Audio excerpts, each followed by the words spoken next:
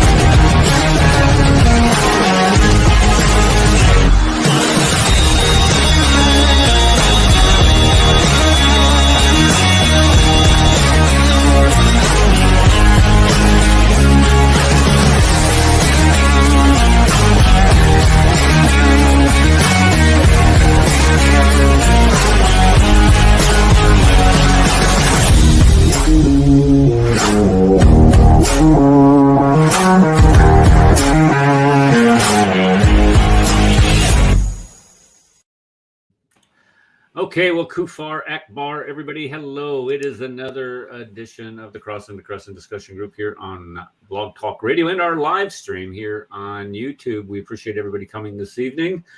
We are here every Tuesday evening at 5 p.m. Central Standard Time, and we're also live on Sundays at 2 p.m. Central Standard Time. We lost 2 people in our little pre-show discussion here. It looks like Steve and Connie jumped off or had some technical problems. I think Connie would be, well, I just love that new intro, or not the new intro, but the updated intro with the CH-47 lifting off the Kaaba. And I don't know, I just love that. Anyway, and she does a good job getting that out for us. Okay, so we are going to be talking about a couple things tonight, but the first thing I wanted to speak of, we're going to talk about the Armenian Genocide. This is a general topic for tonight. I don't know a whole heck of a lot about it. I've spent the last couple days researching and getting some slides put together to present information about it.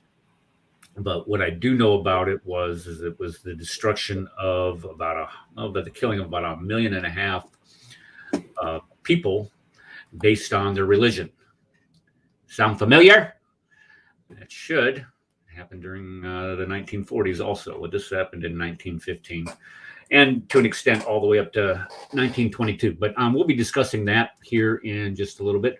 But the first thing I wanted to touch on was some, I don't know, Paul and I kind of had like a mixed reaction to this. I read an article this morning when I woke up. I wasn't, when you wake up, you're got sleep in your eyes, you put your glasses on, things are a little, I don't know, blurry or whatever. And I read that the Supreme Court is going to rule, has not ruled, but is going to rule that Roe v. Wade is not a constitutional court case, and that it is going to be overturned. Yeah, I still think the problem is that the way this was released, and we can't, whether it's decision or not, the way it was released is problematic. And I agree that the federal marshals or whoever needs to get involved, if it's FBI, I don't care. They should not be releasing private documents, judicial documents before they are, I guess the right word would be certified. They aren't certified. They're not completed. And that's a violation of everyone's rights, your rights. Well, the chief justice confirmed it's real. Oh, he did. Yep, they confirmed it is real. It is a draft document, so whoever did it really screwed up. So But That's I'm the open. issue. That's the issue. Yep. It shouldn't, and that's why I say it's a violation of everybody's rights, because it's a draft. It's not fair. It's not only not fair, it's a violation because it's not a finished document. It's a problem. Well, here's, and I get all the devils in the details on this thing. It is a draft. Okay, let's say it is a draft, but this was a draft of what the ruling is going to be, and the ruling is going to be that Roe v. Wade is not constitutional. It is not in the Constitution for a woman to have the right to an abortion. It's unconstitutional. So what this would do, it wouldn't outlaw abortion in our country by any stretch of the imagination. It's not going to stop abortion. But what it is going to do is it's going to leave this decision where it should be in the first place. And what everybody's always argued with the state legislatures, let the states make the decision. Now, I would prefer that the court would, well, I don't prefer this court to overstep its bounds and say, okay, well, we're going to say, we're going to declare it illegal for a woman not to have an abortion, because that's not their place to legislate, to set up some type of law prohibition from the Supreme Court. That needs to be done again at the state levels. But this is going to take away that one fundamental question every time a Supreme Court justice comes up. Or what would you say about Roe v. Wade? Well, I don't want to comment on it because we might have a court case. Well, here's your court case, gunfighter, and they just comment on it. Amy Coney Barrett, Alito, Kavanaugh, Gorsuch, and Thomas all said it sucks. And it rightly so. I don't know how they arrived. See, this is the thing. I don't know how you ultimately arrive by reading the Constitution in any of the amendments, whether it's the 14th Amendment or whatever amendment that they cite for this, that you have the right, the fundamental right to kill a child inside of the woman's body. I do not how you can get any more evil than that. And I wish I saw Chloe Waked in the chat, because I'm sure she would like to come up here and, shout songs of joy, singing at the mountaintops, praising God for this scourge that has been on a country. When you think about this, as a country, we have to, in the end, we have to answer to God. We all have to answer to God for what we've done. And as a country, we have killed 60 million. Think of that number. 60 million babies. The epitome of innocence. 60 million of them have been killed in the name of, I have the right over my own body, or I have this fundamental right. This is, to me, and I've voiced this before on this show. I'm a one-issue voter. If you are a Democrat, I'm not going to vote for you. And the reason why is because your party, you are going to caucus with the party that will only support Supreme Court justices or justices that are that you are only going to support Supreme Court justices that are not for the overturning of Roe v. Wade. In other words, you're only going to support justices that are pro-choice. If you're pro-life, you're not going to support them. And your part, this is a sacrament of your party. This is a tenet of the Democratic Party. And the second thing is, if you're a Republican and you say that I am indeed pro-choice, you're not getting my vote either. And the reason why is because I'm not going to give you any type of empowerment to go to Washington, D.C., or even the state legislature to try to pass laws or try to keep laws from being passed to stop abortion. So, like I said, I am a one issue voter. Now, everything else kind of naturally flows from that. You will get, if you are pro-life, you are generally overall going to be conservative in the majority of the rest of your opinions and the things that you would support as for what the government is, limited government, a strict interpretation of the Constitution, all of these things. But that is the one issue that I always looked at when I go to the ballot box. It's my underlying thing. I have a friend whose brother came to church, and she was introducing him as someone running for office. and he's a Democrat. I says, I'm sorry, I can't do anything to help you. I don't support people who I said this right in church. I don't support people who support killing babies. Right. And I think he was shocked I would say that in a church. I'm like, you know what? That's what Democrats do. They support killing babies. That's their platform. And the sad part of it is that it's almost. I wish it wasn't true. It's almost like it's like a religious. It's like a religious tenet of theirs. In order to be a Democrat, you have to be pro-choice. And you know who brought that into the Democratic Party platform, right? She has a nickname as Hillary. Hillary. I don't doubt that for a second. I see Olga's in the audience. If you want to come up, Olga, I put the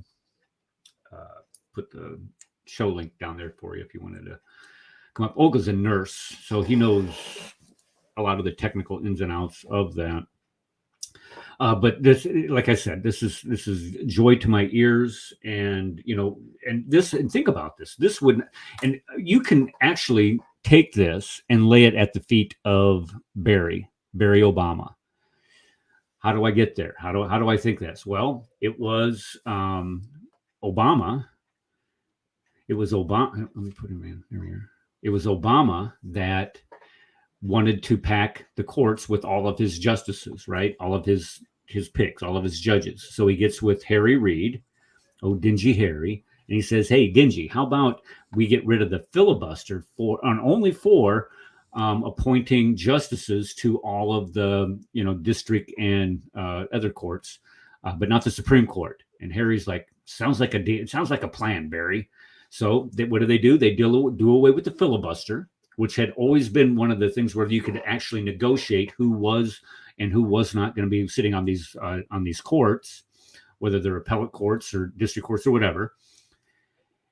And then it gets push comes to shove where they tried to get, I think it was the Alito thing where they finally, Bush was trying to get him pushed through there, and there we go.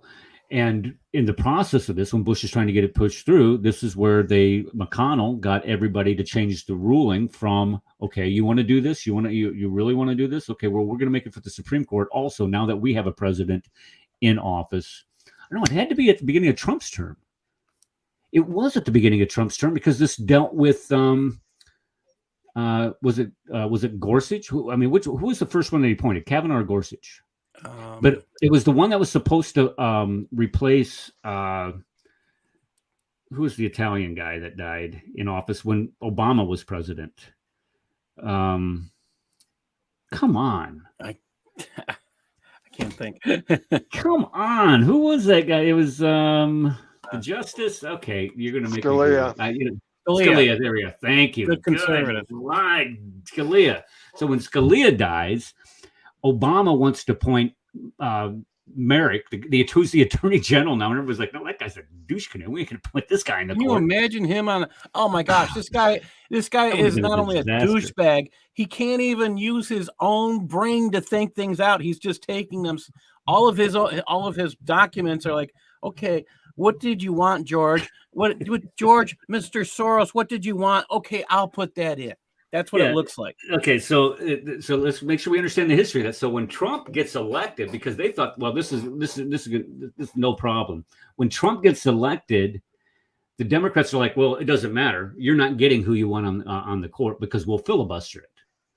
And McConnell's like, or Trump is like, no, you won't. I'm going to go get that changed. So he gets McConnell to go in and change the filibuster rule. And this is how, think about this. It was Obama who wanted to get away with the filibuster, get away from the filibuster when it came to the appointment of justices to the courts. And then when that finally came, when the chickens came home to roost and it came to the Supreme Court, Trump was able to get 3. Now think of the 3 justices who out of the 5 who were voted for this thing. Amy Coney Barrett, he would never have gotten her. Brett Kavanaugh would not have gotten him. Would not have been able to get Gorsuch either. None of those people would have been on the court to vote for this. And even if this thing had come to the Supreme Court, it would not have gotten through. So you can thank Barack Obama for this getting overturned today, because it was his politics, his dirty politics, trying to get away from the parliamentarian parliamentarian atmosphere, this thing that we have in the Senate, the purpose of the Senate, where they're more deliberate in their debates and they're not so hot-headed like you have in the House of Representatives. It was that chamber that he says, no, I'm going to burn this place down and I'm going to get my people in. Well, there you go, buddy. I hope you like it when you choke on it. If I sound a little spiteful, it's because I am, because I've been waiting for decades for this decision. Amen. Anyway, yes, amen is right.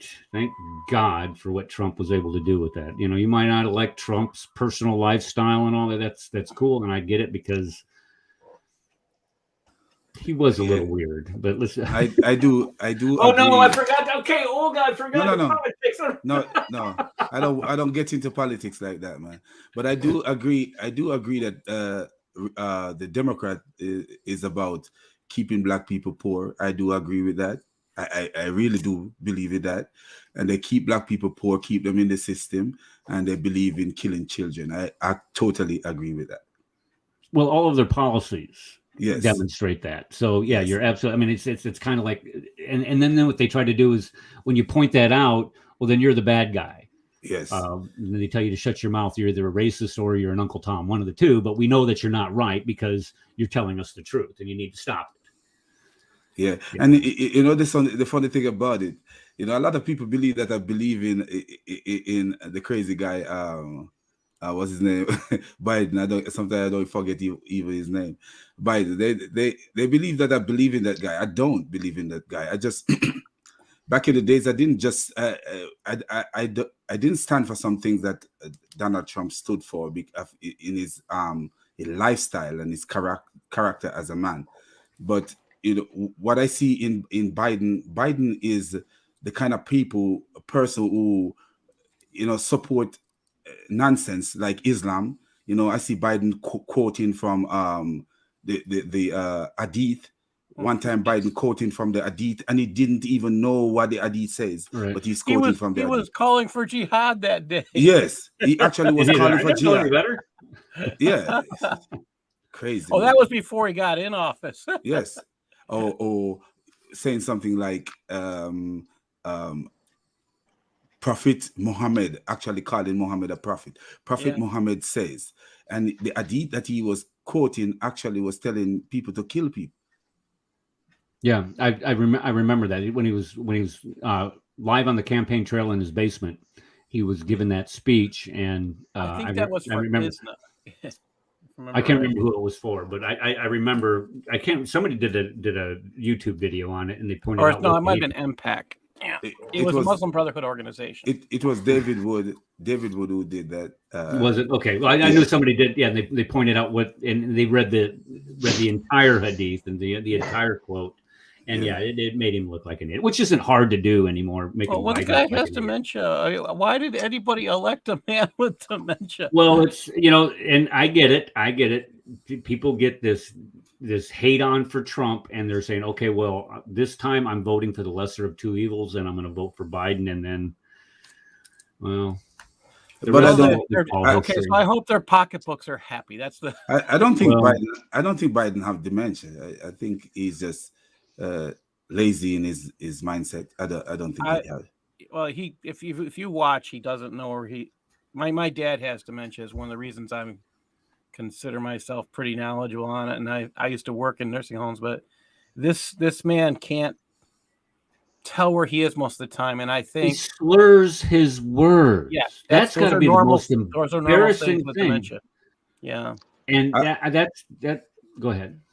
I think if you look back at Joe Biden from his old days, he have a speech impediment, like from his old days. So you know, as the older you get, you know, if you look at age, even when you don't have dementia, a lot of times the older you get, especially with a speech impediment, it's difficult for you to put words together and all that. But what I see, looking from a nursing standpoint, I don't really see him having dementia. I see that he have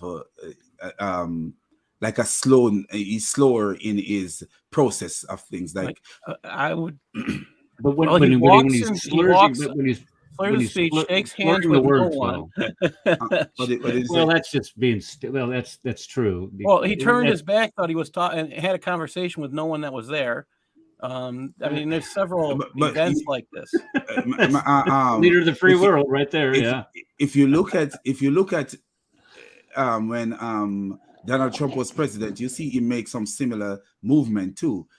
What I think happened is that, you know, when you are sometimes when the spotlight is on you, sometimes you lose, you can lose yourself. Well, this is when he turns his back and the spotlight's on his back. With there's an incident. I'm not going to wait for him to get a cognitive test. Well, he won't take a cognitive test. I mean, my thoughts are it would be evident. That's my honest belief. I'm not a nurse. Hold on. Let's nurse's aide at one point. let's ask this. What happens if people start insisting that he takes a cognitive test and he fails it? That forces Amendment 25. Yeah. Okay. All right. Now the 25th Amendment that has to be voted on by the Senate, and how many senators have to approve? Let me look. Hold on, because that's a great point. I think that's a they can invoke the 25th Amendment. I get that, but I'm wondering how many senators have to vote for that in order to remove the president. So that would be 25th Amendment. In case of removal of the president from office, of his death or resignation, the vice president become the president. Whenever there is a vacancy in the office of the vice president, the president shall nominate the vice president. Whenever the president transmits to the president pro tempore of the Senate and the Speaker of the House representatives his written declaration, he is made unable to discharge the powers of his duties of his office until he transmits them to them a written declaration to the contrary. Such powers and duties shall be discharged by the vice president as acting president. So if there, hold on, Section 4. I think whenever the vice president and a majority of either, here it is, the principal offices of the executive department, so this would be the cabinet or such other body as Congress may by law provide, transmit to the president pro tempore of the Senate and the Speaker of the House of Representatives their written declaration that the president is unable to discharge the powers and duties of his office, the vice president shall immediately assume the powers and duties of the office of acting president. Thereafter, the president just jumped in here. Who was that? Brad. Steve, was Rad in? He's in. Okay. So in other words, what it looks like to me is that his cabinet has a vote of some sort. It says let's see. Where did it say that? All immediately assume the powers when the president transmit to the where did it go? Where did it go? It was right there. Here it is. Okay. Whenever the vice president, majority of either the principal officers of the executive departments, that would be the cabinet. That would be the cabinet, or of such other bodies as Congress may by law provide. So this is what Pelosi was talking about, forming a. See, it says Congress. It doesn't say just Senate. So she was talking about forming a House committee for Amendment 25, and yeah, that's what she's talking about. Well, okay, no, the Congress is both houses. Yeah. So you would have to also have the Senate involved. I don't know. Let's just pray it never comes to that. But even if, think about that. Let's say they say, okay, Joe's failed a cognitive test. Who becomes president then? The crazy woman. Another question is, if they gave that test, I would like to get something worse. I want them to give it concurrently to the vice president. So when they both fail, IQ test. She could pass a cognitive. I'm very confident Kamala could pass a cognitive test. I don't think she could pass an IQ test, but she could pass a cognitive test. I mean, she's probably got a room temperature IQ. I don't see her doing better than him at all. I don't, and that's the scary thing. I actually see her doing worse because she has her faculties about her at least, and she could start getting things done. Where he's just, you can't understand a word he says because he slurs all the time. If we gave a tests. There's some cognitive tests you could give that she definitely couldn't pass. That's the way I'm looking at it. The thing, when I analyze her, I think she's trying too much, and that's the problem. When in her speech, she's trying too much. She's trying to be too much and to say too much and to sound too intelligent. If she just say what's in her mind, then she would it would come out better than trying to impress people with what she said. I don't see her. Can I just say one thing? Oh, somebody from California who actually sent us Kamala. Thanks, Steve. Go ahead. I'm inside the deep blue sea over here, man, and I just want to say that Ann Coulter a few years ago, Obama kept going on vacation, and people got really upset. Like, how come he keeps going on vacation, man? And Ann Coulter said, "You know what? Don't get upset about this. The less he's in the White House, the better." And so, anyway, I think the same way about this. The less they do, the better. So, right. Amen. I agree. But yeah, I agree. But when they're there, they do so much damage when they're there. That's the problem. And it's not them doing the damage; it's their handlers. I mean, I bet the majority of these decisions, the majority of the executive orders that guy signed within the first 60 days that he was president, were written by Susan Rice herself. Because this is like a dream sheet of that woman. Okay. Who's beeping here? Who is that? That's Steve. He left his door open. Refrigerator door He's is open. delivering pizza. Emmanuel's said he's looking for his pizza. I'm trying to mute his mic, and it's not letting me mute his mic. There we go. What does he mean that he's in the deep sea, blue sea? He's in California. It's the deep blue state out there. Oh. Okay. I live in California guys, California is going to soon be the abortion tourist capital of the world. They're actually sponsoring this. Come to California for your abortion. That's probably true. That's probably true. I should do a video on all the homeless camps. Yeah, and that's another sad thing. There's so many things that we could talk about here when we get to politics, but I wouldn't want to keep this focused on. It is kind of fun doing it, though. I mean, Armenian genocide much? Yeah, that's what we're talking about today. Is the Armenian genocide. Okay, so what I want to do is I want to first start off by describing what it was and what it did and what caused it and when it occurred. Just kind of answer those questions and what its effects are on the world today. Let's go ahead and get my little handy dandy laser pointer here. Look at that. It makes me feel powerful having that on the screen.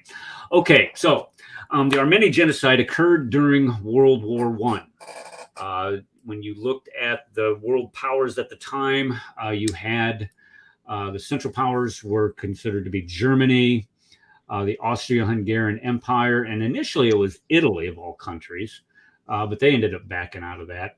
And then the Ottoman Empire. But the Ottoman Empire at this time was on basically its last leg. It was losing all kinds of control of regions.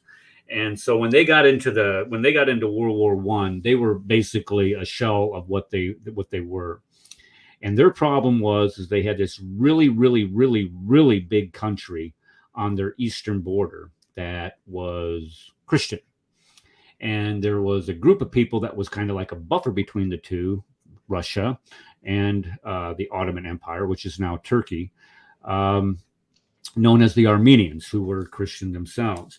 But when we look at World War I itself, I mean, you talk about new technology raining hell on earth. Mankind had never seen anything like this before. You had the introduction of the machine gun. And at the beginning of the war, you had all of these 19th century cavalry charges and infantry tactics being employed, where you would send hundreds of men across an open field to try to take and overwhelm your enemy. And you only had to have a 3-man crew sitting over on the side with the final protective line, just holding that trigger down on that machine gun, and it would mow every single one of these guys down. And they didn't know what to do about it. They thought, well, maybe we just threw more people at it and more people at it. And, next thing you know, you got 18 million people dead.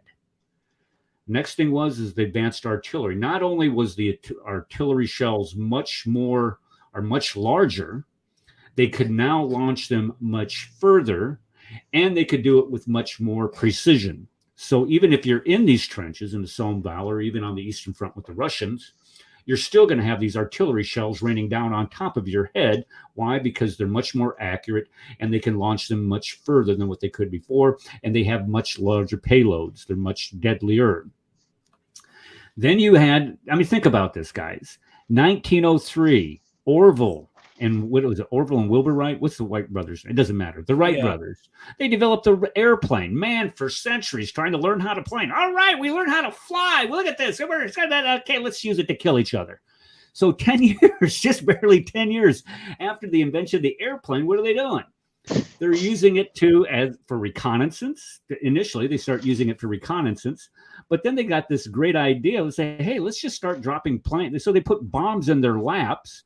And they would fly over enemy positions, just drop the bombs out of the plane. And then they got to the point where they would put machine guns on them and they would strap bombs to the bellies of the plane. So they got more sophisticated at it as the war went along.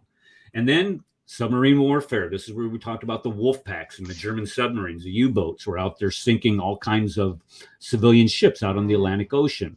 Namely, what brought us into the war, or what got us to take sides anyway, was the sinking of the British ship, the Lusitania, which killed, I don't know how many, 1,900 people were killed on that thing. Mm-hmm. But it was a submarine warfare from the deep. So you have now death coming from above, death coming up from below, and death coming at you with much more lethality on the battlefield itself. And they start using tanks. The tanks, and now you can just drive up to your opponent and shoot him and kill him, and you can't do a thing about it.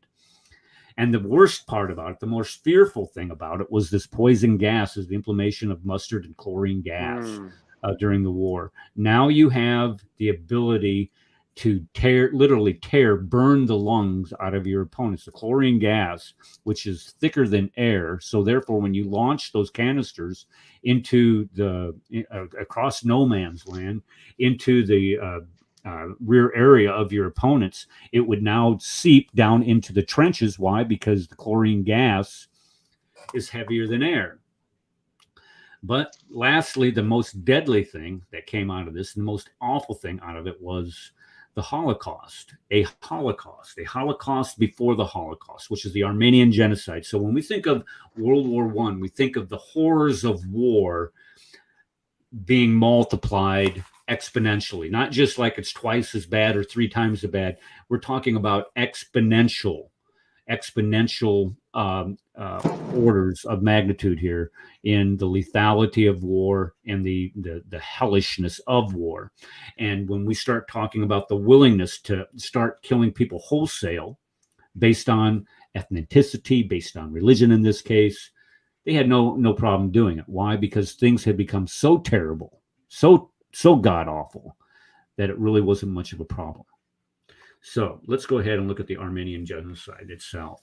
Now, the Armenian Genocide, this was, it began essentially in 1915, and it was perpetrated on a Christian group in northeastern Turkey. And the majority of the deaths were basically through starvation and exhaustion, is where they force marched them. And we'll be talking about that here in just a little bit. But look at this quotation. Who, after all, speaks today of the annihilation of the Armenians? Let me ask you guys, who do you think said that? Who do you think said? Who even asked today about the annihilation of the Armenians? Who would say something like that? I could see Obama saying something like that, but I'm guessing it's more likely. No, look at it. Okay, that's a good guess. Hitler. It was Adolf Hitler. Yeah. When he's justifying his plans to kill all of the Jews, he's saying, look, we can go ahead and kill all the Jews. It's not a big deal. Look what they did 20 years ago to the Armenians. Nobody said boo about that. Nobody said anything about that today. So there's not, this killing of the Jews is really not going to be a problem. This was his mindset on this. So thank you. Whatever that guy's name that was in charge of Turkey at the time. I didn't even get his name. I went through this pretty quick. Okay, so when we look at Armenia itself, this is a map of the Ottoman Empire in 1914. And this section up here in the northeast corner of the empire is Armenia. And there's several states in Armenia itself, but the main majority of the people, the main population in this area are Eastern Orthodox Catholics, if you will, the Armenians, they're Christians. And they had been there for well over 1,000 years. They were there, as a matter of fact, they were there before the Ottomans themselves were there. So the Armenians as a people group were located in this region before the Ottoman Empire even became an empire, and Muslims started to move up from Syria and the Middle East into Europe proper. Okay, so Armenia, the people themselves, the Armenian people, when you look at how they were treated as citizens in the Ottoman Empire themselves, they were dhimmis. They were required to, they didn't have the same civil rights as the Muslims. Go ahead. But the Armenians were an unusual group in the fact that they allowed the Armenians to fight alongside them and with them previous to this war. In fact, they had guns and they were allowed to fight with them. This is they drafted them into their army during World War I. This is true, and then they killed them. Well, before World War I, they fought alongside them. Yeah. Okay. But when we look at them as a people group in the country itself, they were considered dhimmis. They had to pay the jizya. They did not have the full rights as Muslims did in the empire. But yeah, you're right. They had, and this is always an argument by Muslims. Oh, look, these people were allowed to live among Muslims and practice their religion freely. Yeah, but they had to give up all kinds of right. You had to give up all a lot of your civil rights and your rights as a human being, and then plus you had to pay the jizya. You still had to pay this extra tax that was imposed upon you.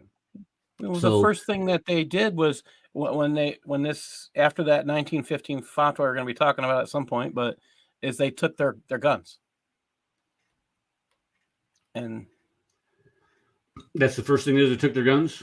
They took their guns. That's what every tyrant does. First thing you do, take your guns. Oh, they got too many bullets you can shoot from there. Let's take your magazines. Take the guns of the people in Chicago. Take the guns of the people in New York City. Take the guns.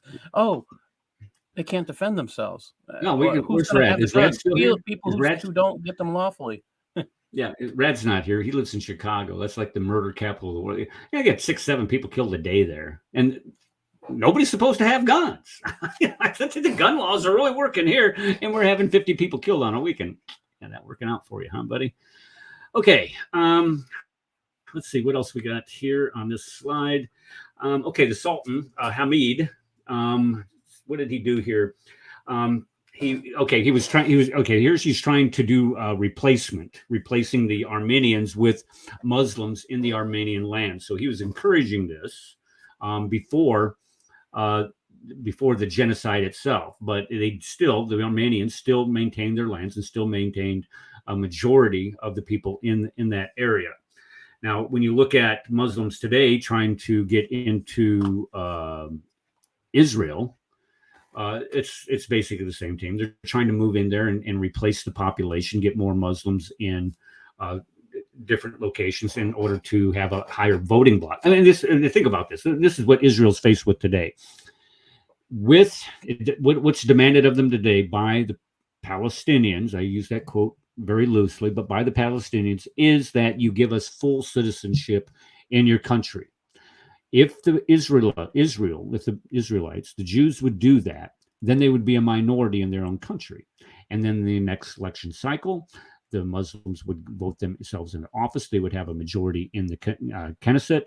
Then they would therefore be able to appoint their own prime minister. And then from there, they would start passing laws to take away the rights of the Jews. If you think for a second that would not happen.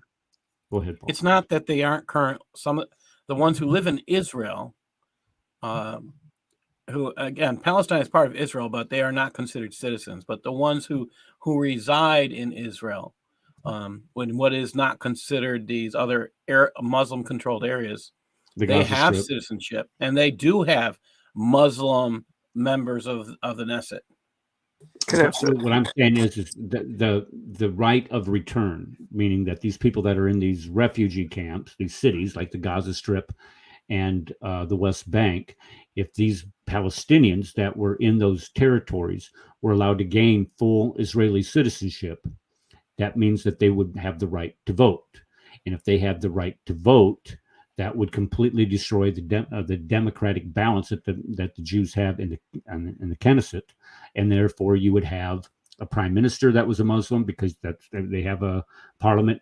It's a parliamentary type system there, and then you would have a majority that would pass all kinds of laws limiting the rights of it. And then the point is that if you want to see how Jews would be treated under Muslim rule in Israel, go to Gaza.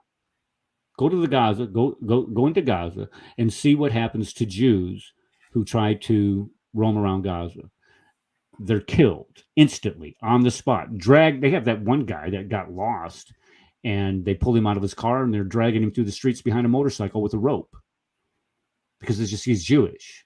Do you think for a second that that's not what they would do to the Jews in Israel itself, in Jerusalem, downtown Jerusalem? Well, they just had somebody a couple weeks ago just go kill people randomly, and this guy wasn't even from Palestine. He's just a Muslim with guns residing in Israel. I have a question. It's interesting that you brought up Jews. What do you think would happen with Palestinian Christians and Palestinian Druze? I mean, because it's also, let's say if you're a Palestinian Shia too, I don't know if there's a lot of those, but I'm just curious, if you had a Palestinian Salafi Wahhabi Sunni majority, how would that be engaged? This is why I kind of like the standard we have here, where we have a separation between the religion and the state, because if, let's say, one person has too much power, they're going to put their theocratic position on everyone else, instead of religion being your own personal, independent situation. And I think that I'm curious what that would look like if we had like a Salafi Wahhabi Sunni majority running the territory. What would that look like for anyone else? It would look like Saudi Arabia. That's what it would look like. That's what you would. Well, Palestinian, you have to look at when you're talking about Turkey, Salafi Wahhabi, you have to look at that the Hamas is a Muslim Brotherhood group, which is Wahhabi. All right, so that's how you have to look at that. If you have Hamas running a group and they are elected into office and given authority, they were chosen again. When you have a group that many other countries recognize as a terrorist group running the country, I don't really believe they're. Well, that's what they did. As soon as they'd give them full autonomy, what they do? They elected a terrorist group to rule over them. Yeah. And now you have what's his nuts? Who's in charge of Fatah? Who is that? Mahmoud Abbas. Yeah, he's in the 20th year of his 4-year term. That's what you get. I mean, if you wanted to know what, and I hate to be so brutally candid about that, but this is what you have, and it's not driven by political, politics, right and wrong. It's administered and developed through religious doctrine, and to give somebody equal rights or equal treatment under the law that's not following the Sharia.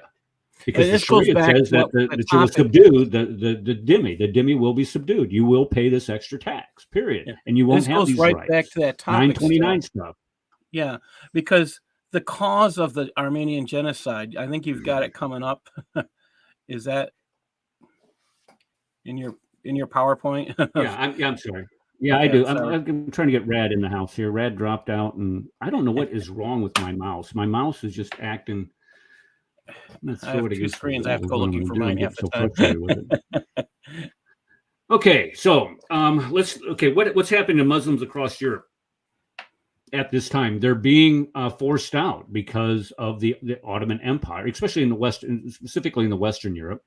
You look at France after, or even during World War II, at the conclusion of World War I, they invited I don't know how many millions of Muslims in there. It was kind of like a replacement thing to help rebuild their country because all of their best and brightest men had been killed. Okay, this is pre-World War I now, because this 1915. Well, I just pointing that out. What the exact opposite happened after World War I is why I put that in there. 750,000, 750,000 have been resettled into Turkey, and this is where they're saying, okay, go replace those Armenians prior to this. So Armenians, and here's the thing that the Ottoman Empire was scared of, is that the Armenians share a common faith with the Russians. Now, let me back up here and talk about the beginning of World War I, because you're not going to understand this power structure here unless you understand the beginnings of World War I. World War I, of course, here you have this is what we call neo-colonialism. This is the time where you have all of these European powers vying for lands to set up colonies across the globe to sell mass-produced goods because of the Industrial Revolutions going on. They're able to produce all these things. So they need new markets. So you have this power struggle of countries trying to take over colonies. But you also have countries like the Austro-Hungarian Empire in Central Europe there trying to exert its control over smaller countries like Serbia. So the Austrian-Hungarian Empire sends the prince, the Archduke, down to Serbia to tell them, hey, look, you guys are going to need to come under our fold, under our control. And Serbia is like, no, we're not going to do that. So what happens is that you have this terrorist group that was the Black Hand. Black Hand, yeah. Okay. They assassinate the king's son, the Archduke, the prince of the Austro-Hungarian Empire. So the Austrian-Hungarian Empire gives Serbia this ultimatum. It says that you are going to pay us X gazillion dollars. You're going to give up X thousand square miles of land. You're going to allow us to do all kinds of military operations in your country and training. And if you don't do it, we're going to attack you. Well, Serbia, listen to this part. This is the important part. Serbia had an alliance with Russia. So if Serbia was going to be attacked by the Austrian-Hungarian Empire, Russia would come to Serbia's aid and attack the Austrian-Hungarian Empire. The Austrian-Hungarian Empire, though, had an alliance or a treaty with Germany. So if the Austrian-Hungarian Empire is attacked by Russia, Germany would then attack Russia. Russia had a treaty with France. So if Russia is attacked by Germany, who is supporting the Austrian-Hungarian Empire, France would go ahead and then declare war on Germany. The problem is that Germany, under the Schlieffen Plan, had to go through Belgium to get into France after all the shooting started. The problem with Belgium is Belgium has a treaty with England. So within a month, you had this entire world going into war because of previous treaties. Russia on one side. Oh, and they were secret. What's that? These were secret treaties. They were supposed to be, but just as soon as that happened, everything blew up in the face and they came on public. The Ottoman Empire, seeking to join ranks with people trying to set up colonies, this neo-colonialism, joins the Central Powers, joins Germany, joins the Hungarian Empire, joins Italy in this axis.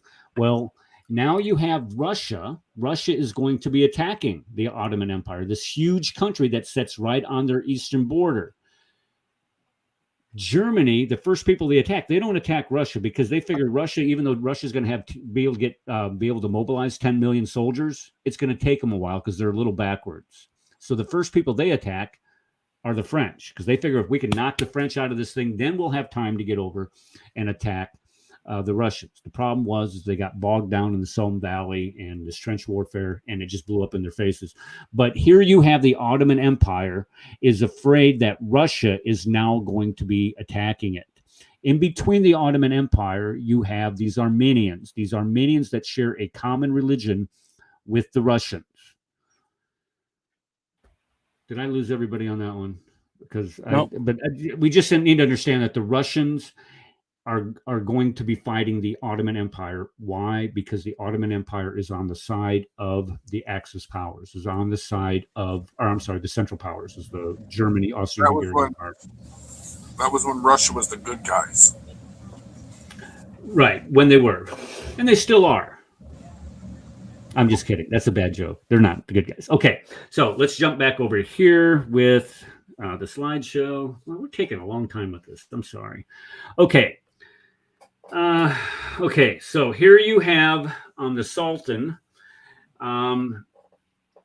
starting this genocide. He issues a fatwa. Now, genocide, if you see here what genocide means, is that means that race or ethnicity murder. So this is where the word genocide comes from. So the Red Sultan's role in this genocide, he issues a fatwa against the Armenians.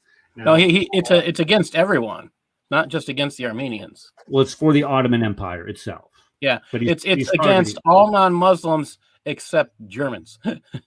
Okay, now, shameless plug for Paul's book, Cancer, Civilization, Jihad by Paul Sutcliffe. Okay. In his book, he has Appendix B. Where's it at? Appendix B. And this is the fatwa of the Ottoman Empire. Listen to this, folks.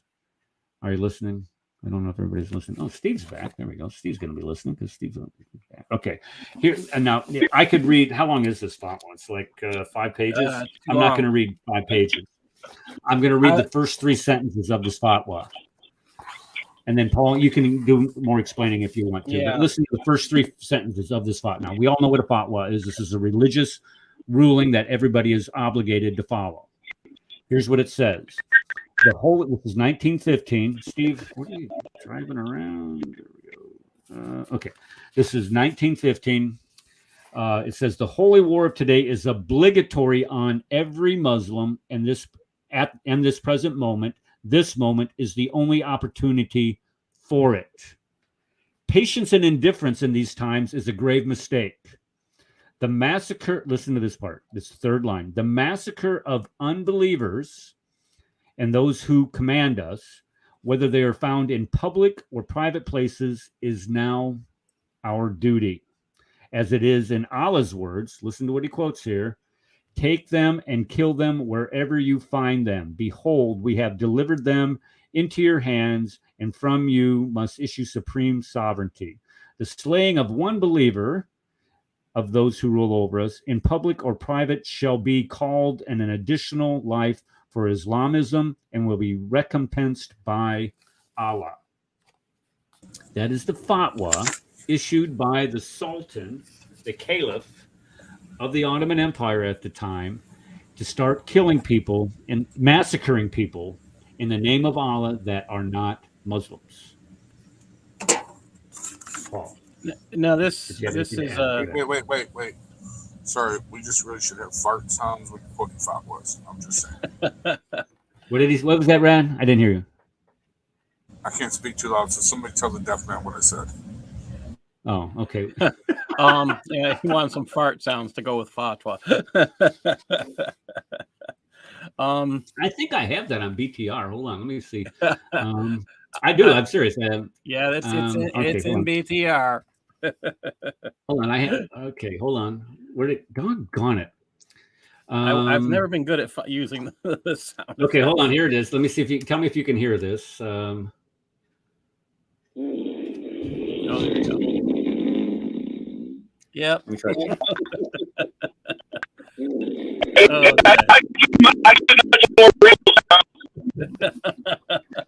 Yeah, that's my sound effects for the BTR. Okay.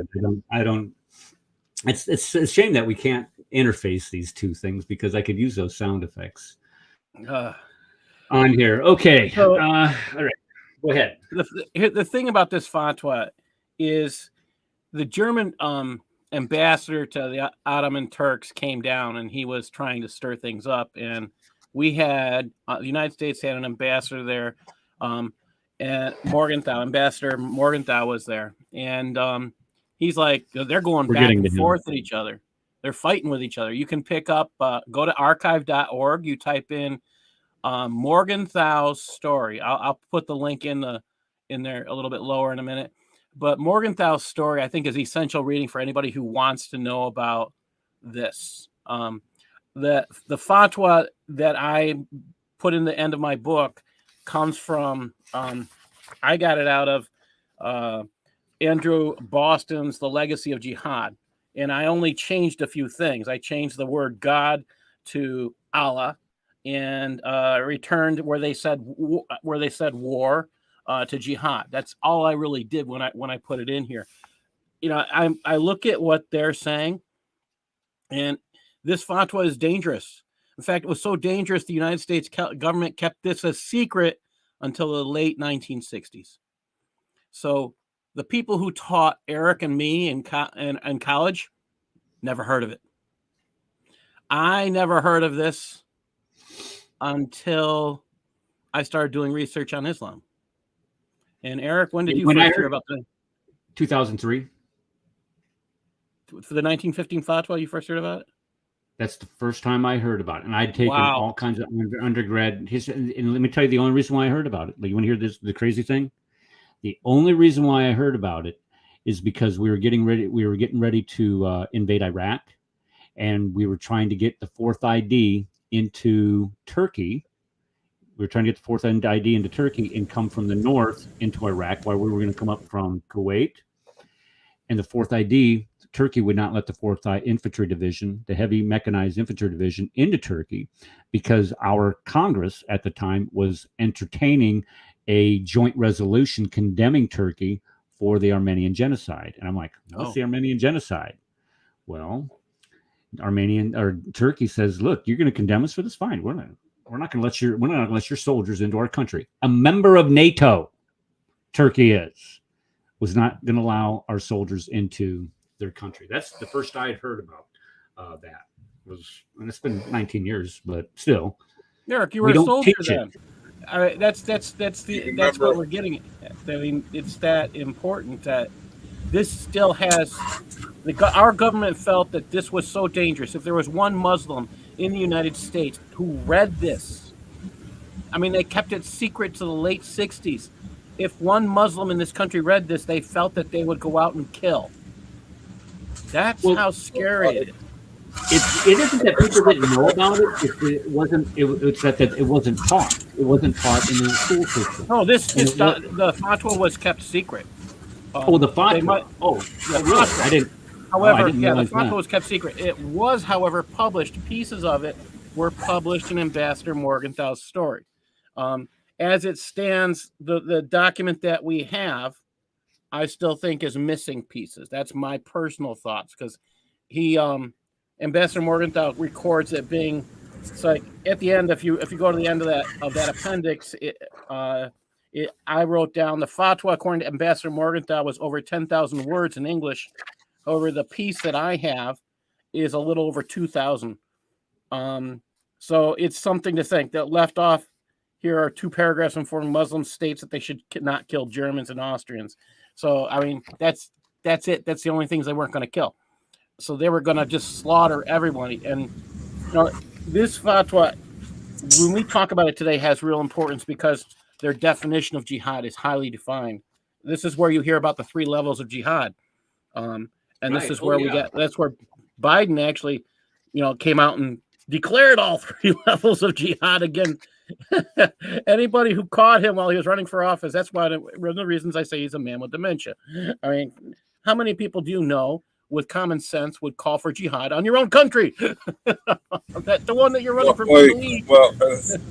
As someone who's taken care of an elderly father who's suffering from senility due to a stroke, I can honestly testify that Joe Biden is suffering from senility related to a stroke. Seriously, my dad. You're having that conversation earlier. It's worse than my dad. Yeah, but anyway, I just want to point out that member of NATO, that nation, that NATO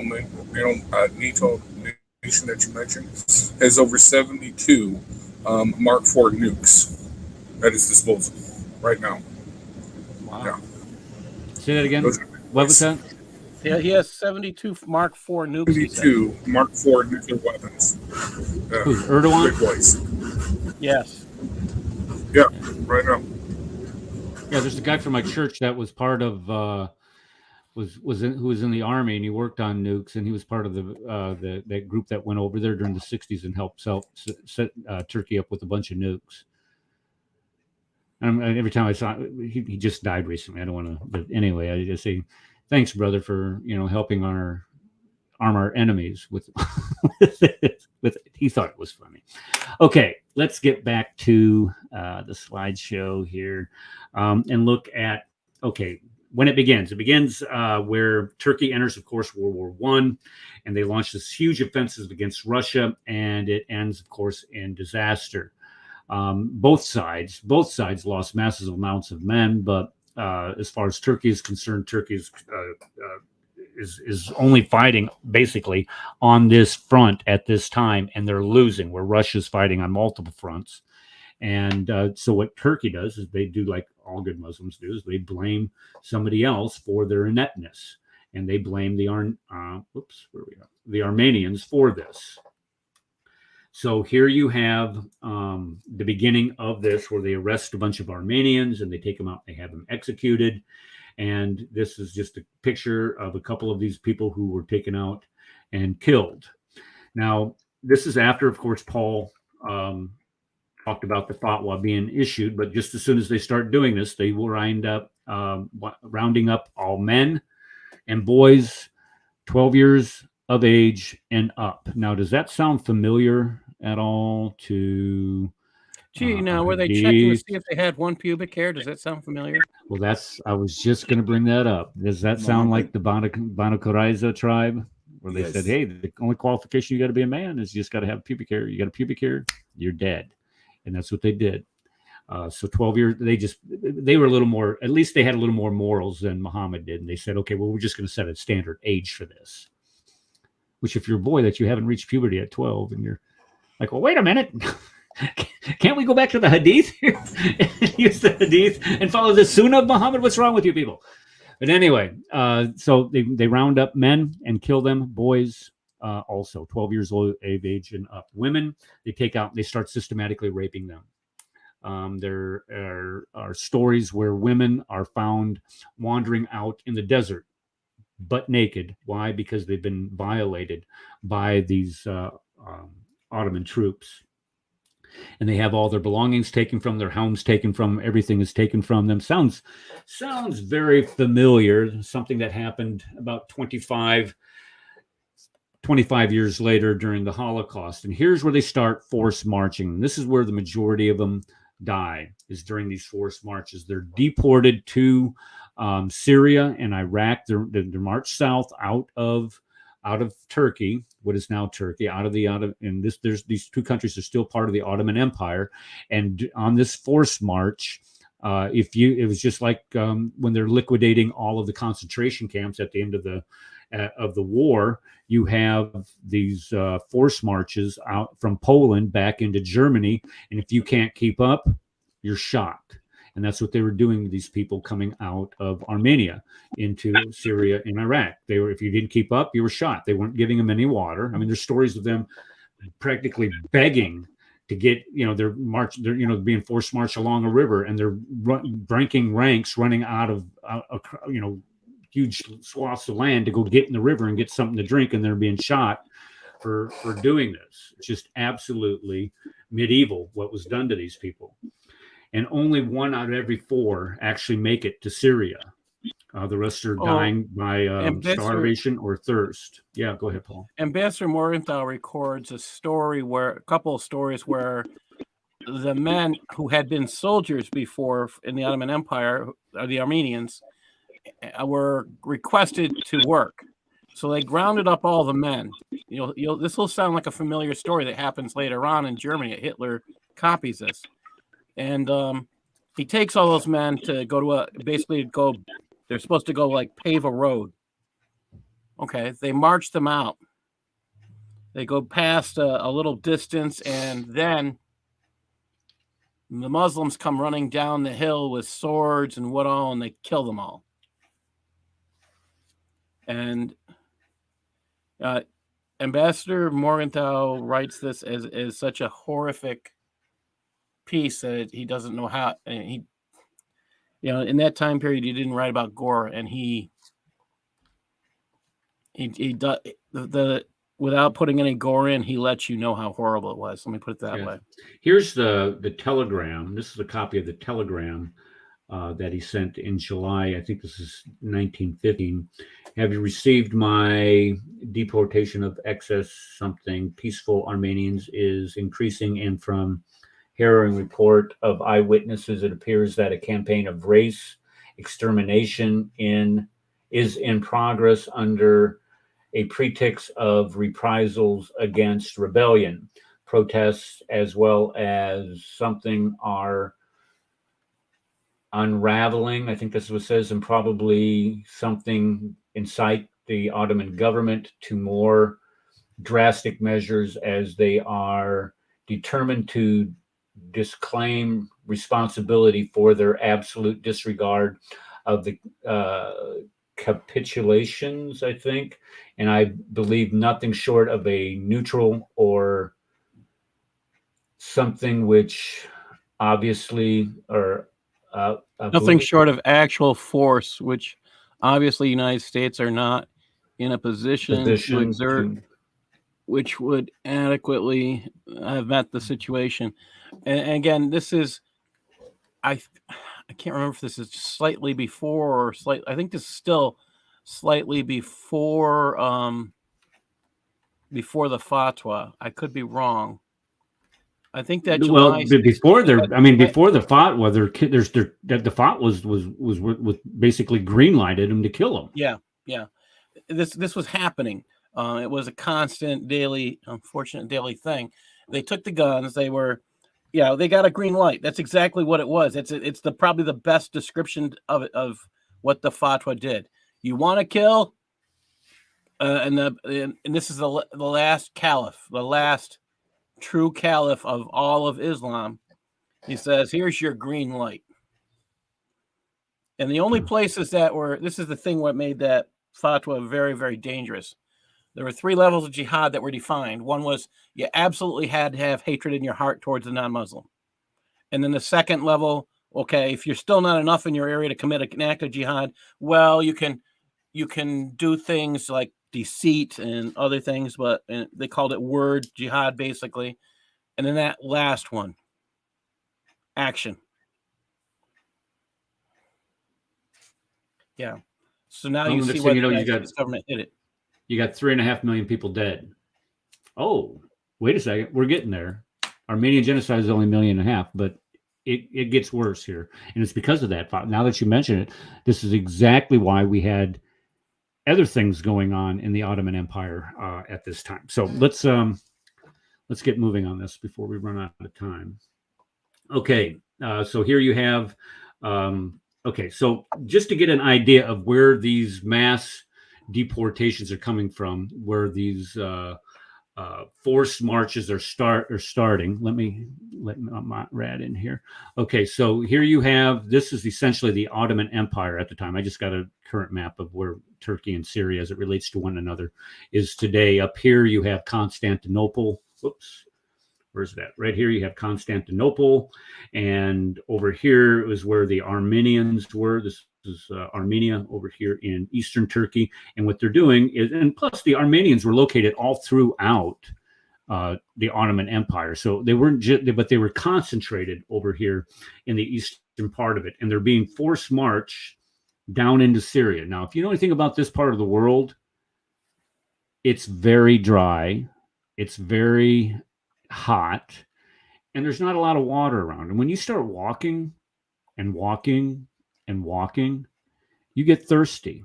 And if your body does not get enough water, you're going to die, and you're going to die, and it's going to happen quickly. So when we start talking about 3/4 of them never make it to Syria, that's a true statement. That's based on just the laws of biology. Now, here are the routes that they were forced to. You can see the red arrows forcing them from all throughout the empire. The majority of them are over here in Armenia, and they're forced south into Syria, is where they're being forced to. Now, something that I didn't realize is that if you look up here in the northern part of it, these arrows pushing north. I didn't realize this, but look what it means. They drowned them, intentionally drowned these people. They took them out on ships and pushed them off the ships into the Black Sea and had them drowned. Now, 50,000 of them drowned this way. 50,000 people, folks. That's a lot. intentionally drowning them. And then this is a picture of these forced marches. You have, of course, the Turkish soldiers making sure nobody's running away, because if you run away, guess what you get in the back? You get a 7.62. Exactly. You're dead. And here's some of the evidence that we have for these atrocities. They're dug up. Pictures were taken. Pictures of the Turkish troops with people being hung for what they did. Now, this is one of the most, I don't know, this is a excerpt from a,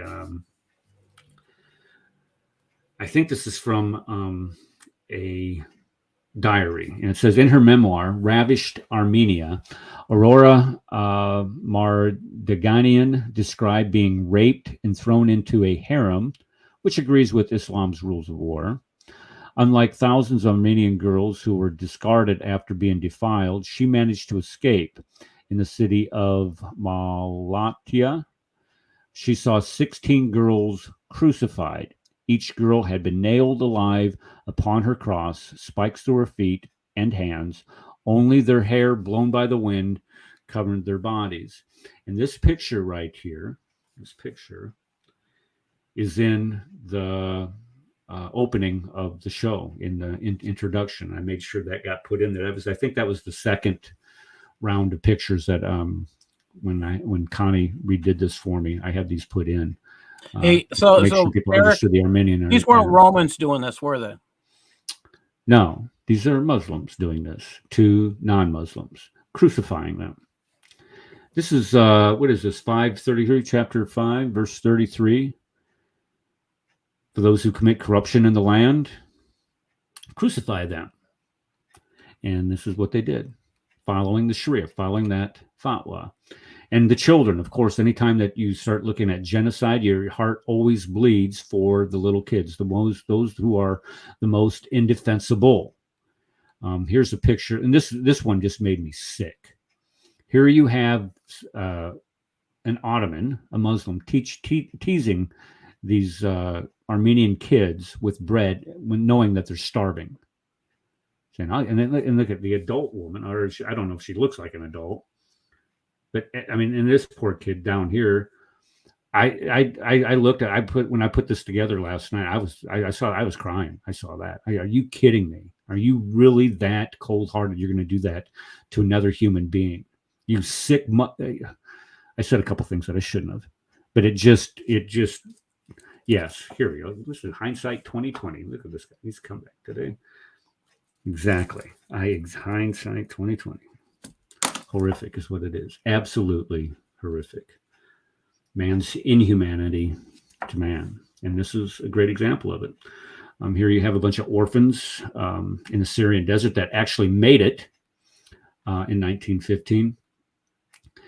And here you have some of the officers being photographed. Whoops, maybe I got something. Hold on a second.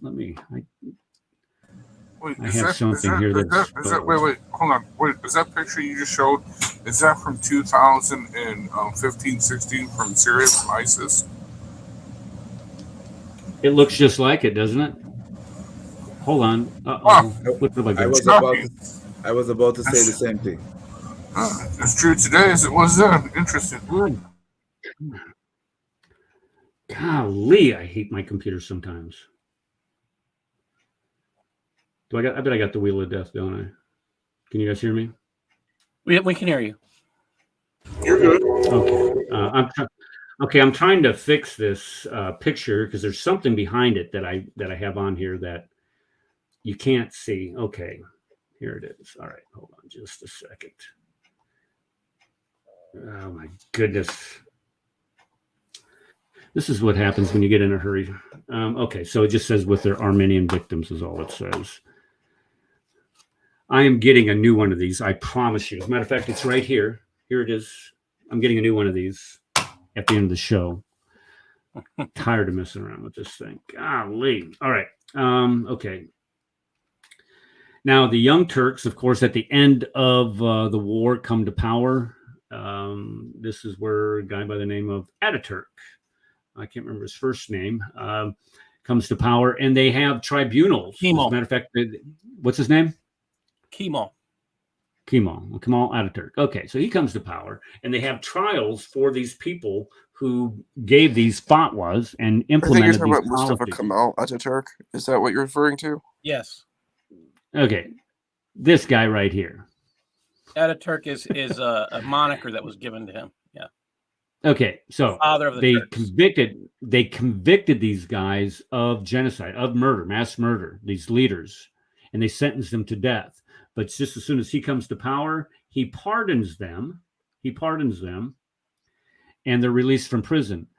Thankfully, this is a little piece of history that I picked up on today. Was thankfully vigilante justice was done. Two of them were assassinated. They were living in Europe someplace, Western Europe someplace, and they were assassinated by Armenians. Oh, by the way. And I can't remember what happened to the third one, but he ends up dying as a result of something that an Armenian did.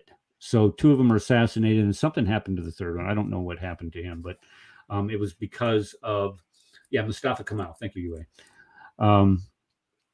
It was because these guys they did eventually get justice, and it was outside of the court system, of course, but they were finally given justice. And thank God for that. Does that not remind you of what happened to Muhammad? The Islamic prophet Muhammad? Yeah, that you're talking about? Oh, yeah. Yeah, the Jews were able to get their justice on him. Oh yeah. Oh, let's have a meal. Will you fix me a sheep? Okay. Yeah, sure. Yeah, I got you, Muhammad. No problem. You got to be that stupid, but yeah, you're exactly. It was at Khaybar. That was at after the Battle of Khaybar. Him and his buddies want to have a feast. We just won this great victory. Hey, Missy, I know we just slaughtered your whole family, but would you mind? So but it's justice also in the way that he died. We did a show one night a couple months ago on the way that Muhammad died, and it was a result of this poisoning that he had gotten from that lamb at Khaybar. They were talking about him dragging his feet, having to haul him around, dragging his feet because it couldn't. Olga, you would be able to tell us now what type. Okay, how can poison take that long to affect your body? I don't mean to put you on the spot, but you being a nurse, you would. Yeah, I would think that you would know something. The amount of the poison that, like, say, if it's two of us there, say they make goat meat for both of us, and I eat more than you eat, then I could die within a short period of time. But if you eat a certain amount, then what that does is you were able to live, but you are still sick. You're able to live, but it destroy like vital organs like your kidney. It could destroy your liver, because your liver is one of your filter in your body. You know, your spleen and your liver is one of your the filters in your body. So these organs could be destroyed, especially your kidney. And what happened is that because back then they did not have dialysis, where they could put you on dialysis, and then you would live for a long period of time. So your kidney is destroyed, and then over a period of time, because of your kidney being destroyed, and you die. Okay, so it doesn't have to kill you immediately. It can take time for, what do they call that? Like renal failure or something like that? Go into acute renal failure, and then that acute renal failure lead to chronic renal failure because it's untreated. So acute renal failure can lead to chronic. Acute disease is a disease that is temporary, that can be fixed. But if it's not fixed, it could lead to chronic disease. Like the poison that Muhammad ingested, ate away at. My guess is it was something like arsenic that ate away at his stomach lining, or his that would give him great, what we would call ajna, heart pain. Yes. Hey guys, I want to alert you to something. We got somebody wanting to get on here this is his picture. He goes by, was it Mr. Burgles or something like that? At least he he wants to come on the show. What do you think? Do you think I've never heard of him. Does he look like a troll? I don't know. Sometimes you gotta entertain the troll. Sometimes. Okay, well let's bring him on. I'm your troll. I'm the troll. I thought that's why you guys got me here. Okay, well let's see what this guy has to say. Hold on, Mr. Burgles, how are you? How's it going? Yeah, right. I like the mask. I mean, you look kind of like Muhammad. I'm kidding. That's a bad joke. Hey, thank you for having me. Yes. Thank you for coming. Is there a reason that you have a mask on your face, or? I like it. Oh. Well, Oh, I thought he was going to say, no, dude, what are you talking about a mask? This is my real face with regardless of your birthday face. No, you can see it's fake. Okay. All right. Okay. He needs to shave, is what he did. You still should have worked it more. I would have worked more. See, I'm a professional troll. I would have worked it more. I'm just he's trying to hide his face from the onslaught of Islam. Yeah, that's quality entertainment there, because you have to actually scroll way up almost to the beginning of the show to get the link. I mean, for effort alone, he needed to come on, but I really didn't want to listen to him. Whatever he was going to have to say, I'm sure it wasn't going to be worth any academic value anyway. Okay, let's wrap this sucker up and get done. Okay, so here we have these Ataturk coming to power, of course, and then those 3 people being released, and there was justice brought to them.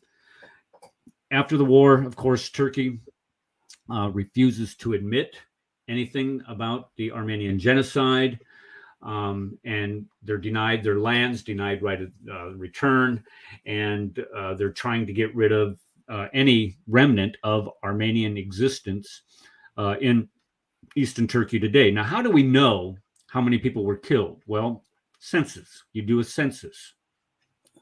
And in 1914, this was the total population, Armenian populations in these regions at that time.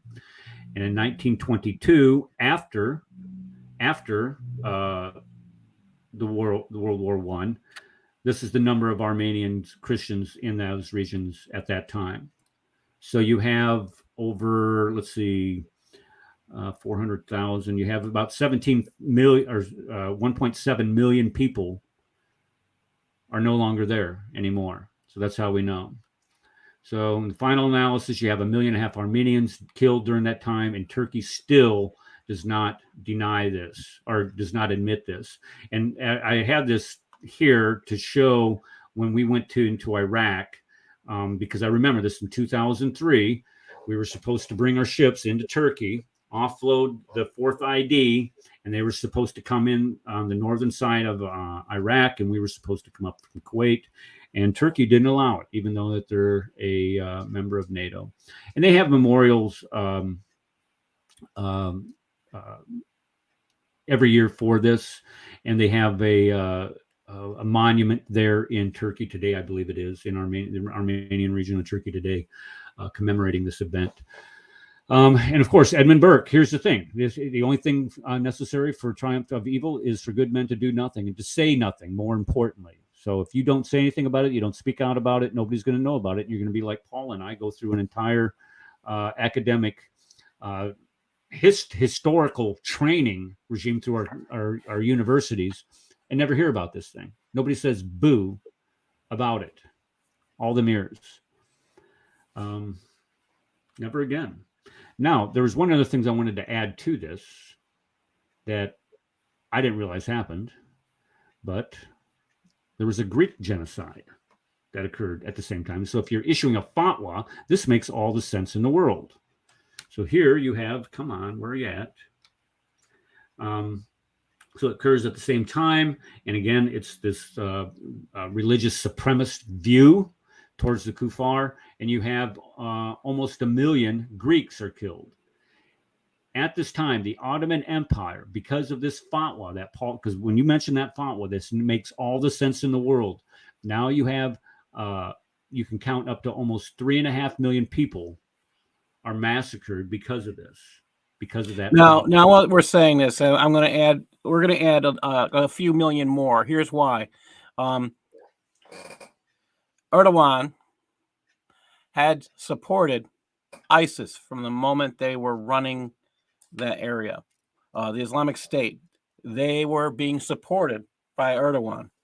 And That's so you think about that. Fact check true. Yeah.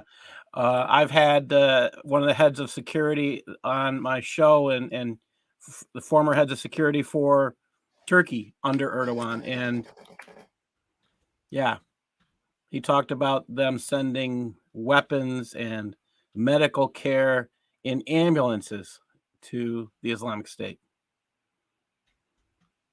Erdogan did this. Yeah. Yes. And we have what now? How do we know this? I had one of the former. I have a professor. There's a professor here in the United States. I can't think of his name right now. He was at Bowling Green back then, but he was and he had to leave Turkey because he stood up against this support of the Islamic State. Writing to Chloe in the chat real quick. I'm sorry, Supreme Court. So Chloe, I'm going to put Chloe, if you want to come up on the show and discuss this leaked Supreme Court decision today, I'm going to put the link there if you want to come up and say anything about it. I'm sorry, I got the wheel of death. Okay, I'm sorry, Paul. Go ahead. I just think people don't think about how dangerous that 1915 fatwa is. Anybody who wants a copy of Ambassador Morgenthau's story, go to paulsutliff.com, and there's a place where you can leave me a message. Just say, I want, and tell me you want Ambassador Morgenthau's story and you would like the 1915 fatwa. The easy way to get the 1915 fatwa is to buy a copy of my book, The Cancer of Civilization Jihad. It's in the back. That's a guarantee. There we go. Shameless plug. Right. There you go, Paul. Yeah. I get 25% of the proceeds just from this week now. Where can you get that? The Cancer of Civilization Jihad. You can go to Amazon and pick it up. There it is. Here it it's is. either an Cancer. EPUB or hard copy. The Cancer Civilization. It's on Islamic social norms. So, but the reason I put that in the back is because that talks about the 3 levels of jihad, and we don't. This is the stuff that got me going when I first started learning about what's actually happening and why I kind of felt stupid and ignorant, and I'll admit I was one of the willingly ignorant. I didn't care and I didn't want to know. And once something opens your eyes, you just. Well, I was already a research writer. I mean, I've discussed this with people that are Turks. I don't know if. I can't remember what form. It might have been a chat room where you get on you do the like a message board. You know what I'm talking about? The old message boards that we used to do. The old message boards, the bulletin board type thing. Yeah, those were fun. I enjoyed it. You learned a lot. You learned a lot doing stuff on those things. But anyway, because you could follow the feed easily too. Yeah, and people had to stay on task. So you could call them out. I mean, they couldn't obfuscate. But anyway, I got into a couple discussions with Turks about the Armenian genocide, and they. Of course, they're justifying it. Oh yeah, they did, but they did this, they did that. Yeah, right. Yeah, it was a defensive jihad or a defensive action against them because they say that they were helping the Russians, they were helping take. And so you can make up any story that you want. So I didn't know enough about it and really didn't care enough about it at the time to get into an argument with them. But now, not so much. I know enough now that whatever propaganda that they put out there and what the Turks put out at the time, we got your fatwa, boy. We got it right here, and we can see exactly what you did. And we have the numbers here, we have the statistics, and we have the what you call it, the censuses that were taken prior to the war, after the war. Where are all the people? If you don't think that, if you're just going to say that this didn't happen, tell me where the people are. Where did they go to? Where are these Armenians? Where is this culture located now? That's supposed to exist. Steve. Yeah, I just want to ask, the three kinds of jihad that you mentioned, They were different than other ones that I've heard. Can you understand him? Steve, we can't hear you. Steve, you're breaking up really bad, brother. Go out go into your kitchen. Go into your kitchen. The reception's better in your kitchen. You know what? I'm driving. You know what? I'm driving. Oh, you're not. Can you understand me? It sounds like you're in the. It sounds like you're in the Matrix, man. Okay. Go about 2 miles down the road. 2 miles down the road, and you'll be much better. I promise you. Okay. Because I try to get on like Clubhouse, and I'll be talking, and they're like, Eric, you're in the Matrix. We can't understand you, and so you got to drive about 2 miles. Get 2 miles down the road to try. He was saying something about the 3 types of jihad. I did understand that part, but I couldn't understand what he was saying after the 3 types of jihad. Because in here, let's just name it. You know what I was wondering about was what Joe Biden said. The 3 levels that Joe Biden said. Raise with your mouth. Yeah, that's what I was saying. You're still breaking up, Steve. Yeah, that's what I was saying earlier. Is that when he called for jihad, he specifically used the hadiths that mention the 3 levels of jihad, and that comes, and those hadiths are used in this fatwa, jihad in secret, the easiest and simplest. And I'm reading right from the fatwa. In this case, it is to suppose that every unbeliever is an enemy to persecute and exterminate him from the face of the earth. There is not a Muslim in the world who is not inspired by this idea. However, in the Quran, it is said that such a war is not enough for a Muslim, whether young or old, and must also participate in the other parts of the holy war. Here's the second level. Jihad by word of mouth. That is to say, fighting by writing and speaking. This kind of war, for example, should pertain to the Muslims of the Caucasus. Okay. They should have commenced this war 3 or 4 months ago. Again, this was 1915. I think it was November that this was written. Because their actual position does not permit them to but the carrying on of such warfare. So they weren't strong enough. They weren't strong enough, so they put it out. So they were to lie, use deceit, and do everything to promote Islam through word. Physical jihad is the last one. I usually say action, but this means actual fighting in the fullest sense of the words. This kind of war is also subdivided into 2 parts. They say the lesser jihad, and you hear about the greater jihad. Nobody has an Islamic passage. There is no citations that really speak about this greater jihad. So the deceptive jihad is like what Uthman Ibn Farouk is doing. Yes, he is doing what is called level 2. Okay. Yeah, and that's when you meet Muslims who lie to you, when you meet Muslims who claim Islam as peace, when you meet Muslims who, in fact, this is what I'm going to be talking about this on Thursday, because Ramadan has just ended, and I'm going to be talking about it because the way zakat is paid, zakat is only paid in Ramadan for those who don't know, but the way they finance these institutions that lie is through zakat. And I'm going to tell you more on Thursday. I'll kind of keep that. It'll blow your mind. And they use justification of jihad to finance it. I'll explain that. Okay. Let's see. Do we have anything? Invite Lloyd Dijon about this topic. Lloyd. Okay. I know Lloyd. I've been on a couple calls with Lloyd before. This is. Yeah, he does some outstanding work on this. Now, is he from Germany or where's he from? He's from Europe. In Europe. Poland. Poland? Yeah.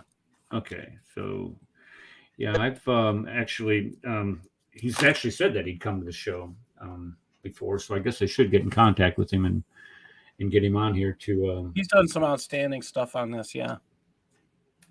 Oh, I see what he's saying here. He says he has a good video about it's obligatory to lie in Poland. Okay, thanks. Who is that just popped in? I don't see it. Okay. Does anybody have anything else that they want to add to today's show?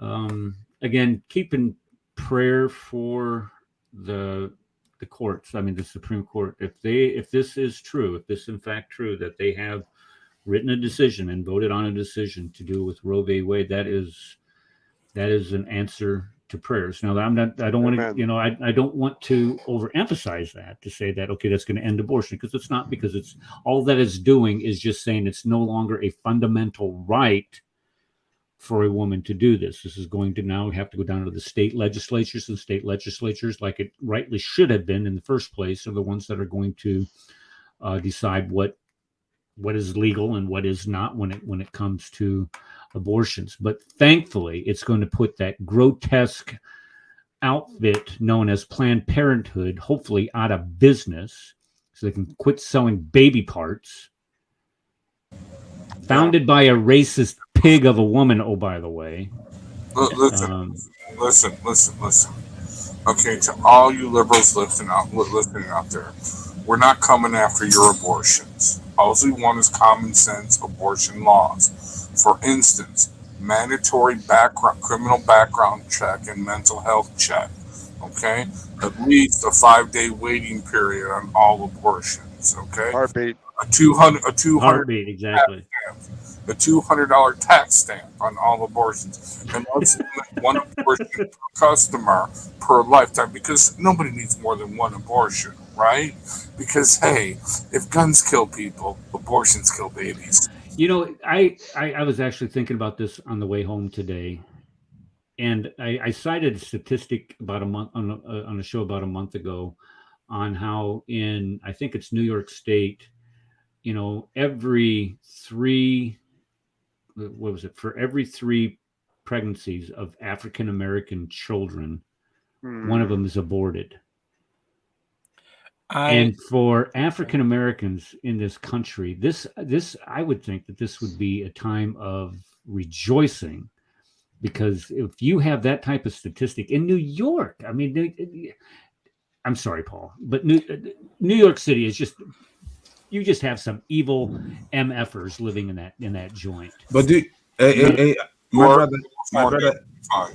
my brother Eric, do you notice that African Americans, and put myself in the midst of it because I consider myself African American, I've been here long enough, and I've gone through a lot of stuff, so I'm adapted in it. But do you notice that? You don't have red hair, though. You don't have any hair. Come to think about it. Okay, go ahead. I'm sorry. But do you notice that we are more worried about what others do to us than what we do to ourselves? Okay. I do. But to say that, going to be partying, what the African American community is going to be partying about this, it's going to be the Frederick Douglass Foundation. They're going to have a wild party when this comes through. Frederick Douglass Foundation. They are people who support Frederick Douglass's stand on issues. Guess what? He was against abortion. Guess what? He was a Republican. And what I was going to say to Olga is I've had a discussion about this very issue with DL, about how African Americans know exactly what's going on, but people like myself cannot say or cannot criticize, because then we're called racist for saying that. He says, don't tell us what we already know, Whitey, because to do that, then you're telling us our shortcomings that we already acknowledge, and we just consider it racist. It's like what do they call that? Eric, the soft bigotry of low expectations is what they call it. What you're talking about is the very reason that when I did the show on abortion, I invited 2 of my friends who were women to do the majority of the talk on it.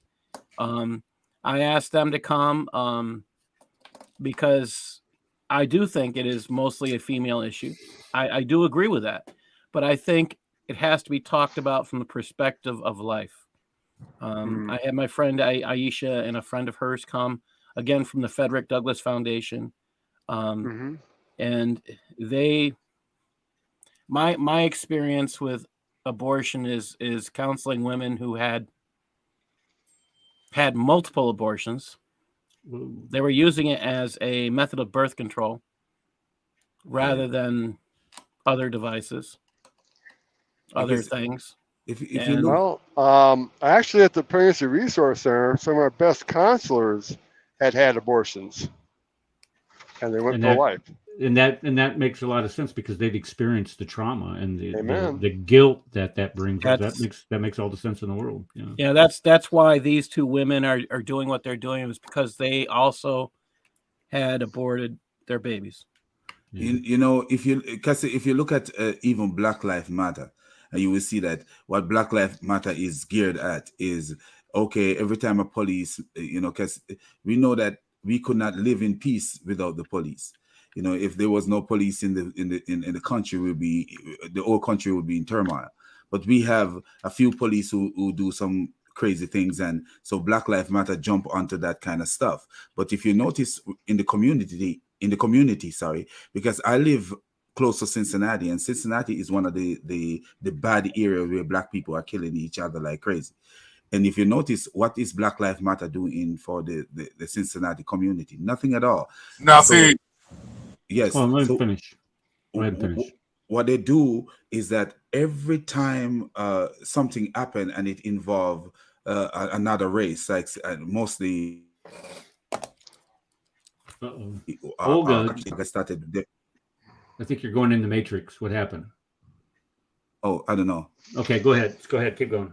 So what they do, they jump on these bandwagons and they started these noise. But when it comes to Black on Black issues like Black and Black crime, abortion, you don't see these idiots talking anything or saying anything about. Okay, Red, go ahead. BLM's charter is definitely 100% pro-abortion up until the point of delivery. BLM, other than making multi-millions of dollars and buying mansions for their founders and feeding themselves on the land. Oh, by the way, the mansions that they bought, they weren't in Black neighborhoods. They were in lily white of the whitest white neighborhoods, believe me, you. Okay? All right. No, Black Lives Matter does not care about Black lives. Okay? I wanted to point out another statistic. Scam, and they were a ripoff, dude. And I'm telling you, I mean, this is why we're not seeing the tax returns from them. They're not submitting tax returns for the public. Exactly. One thing. Okay, I'm gonna cite one statistic, and then we're gonna be done. With the defund the police thing and this Black Lives Matter movement, the number of deaths of African Americans in car accidents skyrocketed. Any idea why? They're no longer enforcing the traffic laws in these neighborhoods. When you're no longer enforcing the traffic laws, you have people driving like banshees through these places and getting killed. So it's just one of those inadvertent consequences that when you lose your flipping mind and say, oh, let's get rid of the police. No, that's stupid. This is what happens. It results in more suffering. It results in more death instead of fixing the root causes of a lot of these problems. When you fixate on the spirit of revenge, you're just going to have to keep reaping violence. Period. The other day I was at work and a police car. I could look through the window and see a police car drove up and parked in the parking lot, and majority of the people I work with, they're Blacks at night, and they were like, what's going on? For me, I feel comfortable. Like when I see them come up and park there, I said, hey, they're right outside. I'm cool. I'm safe. Right. they feel threatened. Like I'm like, why? I hear complaints about people. I hear complaints about people getting pulled over in the neighborhoods and stuff, and they'll say, "Oh, it's because they're Black." Okay, so I was dating this girl, and she's driving, and we get pulled over, and she's all mad. The cop looks in, sees me. Oh, I didn't know you were from the area, and lets her go. He's like, yeah. She's like, well, they know you. I'm like, yeah, they pretty much know us in the area. It's like it's not because you're white. It's not because you're Black. It's because they know who lives in the area. Right. Yeah. My Well, students. Paul, I don't know if being known by the police is a good thing. I'm just saying it's from my experience. You don't want to be known by the police. But be that as it may, Well, okay, no, because you ride a Harley rad. They don't like you to begin with. just to respond to our brother here, who said that he felt totally comfortable. Yes, and others didn't. That's because the wicked flee when no one is pursuing them. That's why you feel comfortable, because you are not the wicked. You are not fleeing. But no, there is this big lie that has been sold, okay? I'm going to give you a number, okay? Either 600 and something or it's 777. I forget which one. Lives were lost in Chicago last year, okay? To murder, okay? All right? Not one of them was killed by a wearing white supremacists or any of that bullshit, okay? Who was doing the killing? And I'm sorry, you may think that that's looking down at it, but no, there is a serious freaking problem there. And I will be damned if I will be All right, so the problem was I vengeance. can't point that out. You know what I mean? No, there's well, something seriously freaking wrong there. Well, you know, we should have a show, do a show on this, and show and focus it on. As a matter of fact, we do it around Father's Day, and focus it around the importance of having a father figure in the home. Because when you don't have that father figure in the home, you have this sense of insecurity, and the sense of insecurity causes you or compels you to do all kinds of things that you wouldn't do if you had a father figure there that would provide you that sense of security, be there to assist you in disciplining you as a child, as a young man. And this is exactly Leadership why we have these roles. problems. Yeah, in a lot of ways, it is a leadership thing. So, maybe we should, focus, do a show around Father's Day on something like that. As a matter of fact, Father's Day falls on a Sunday. Wow. So Father's Day is always, yeah. Well, it's going to be hard for me because I lost my dad last month, and so this year it's going to be a little tough for me this year to do it. But in honor of him, we did. Yeah, there you go. Do it in honor of him, because I did write a good post on Facebook for him, and everybody said it was a great tribute, and it is. And he lived a life that he showed, he was an example of what a dad is supposed to be. And you know what I saw that affect me so badly the other day that I comment on it several times. There is this black guy who's quoting from Louis Farrakhan. He says, the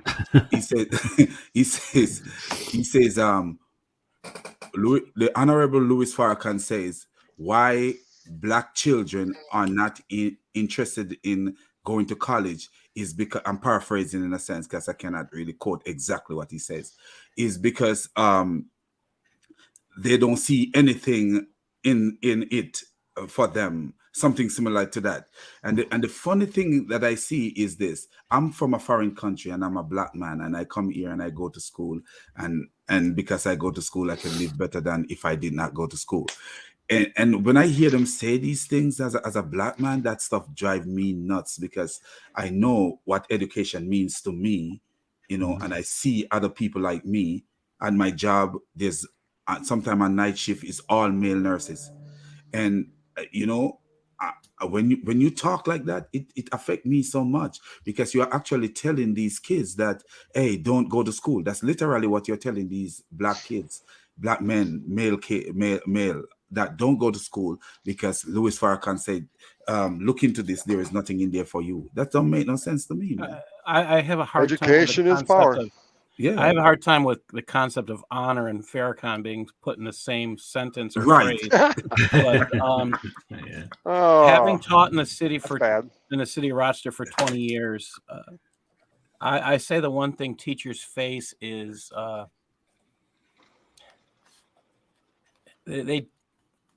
we're facing children of children who have not been taught as many of us have been taught by our parents. My father and mother taught me, you have to do better than I did. Yes. That